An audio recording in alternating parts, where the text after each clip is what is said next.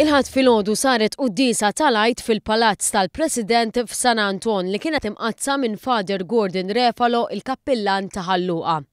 Wara l-quddiesa l-President ta' Malta Mary Louise Colejro Preka qasmet figolla tradizzjonali lit-tfal kollha li kienu preżenti. One News staqsa lil xi tfal kif se jqattaw il-kumplament tal-ġurnata u għaliex marru l-palazz tal-President propju fil-ġurnata tal-Għid. Noħroġ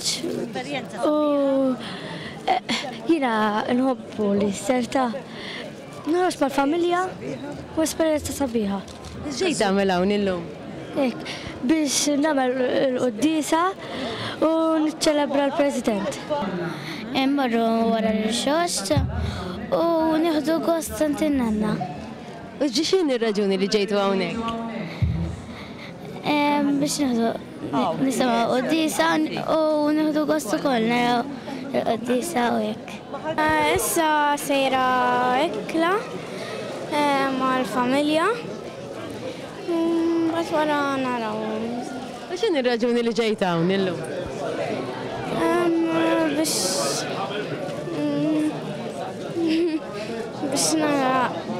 Biex nisma' l-quddiesa u biex niltaqa' mal-President il-ġdida. Mal-familja ħalli nara Mary Louise.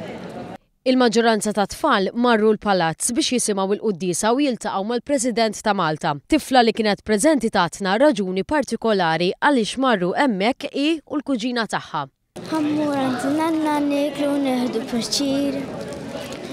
U x'inhi r-raġuni li ġejt hawn illum? Għax kuġina u tissir il-President ta' Malta. Wara tqassim tal-figolli, it-tfal kollha ħadu ritratt tal-okkażjoni mal-President ta' Malta Mary Louise Colejro Preka.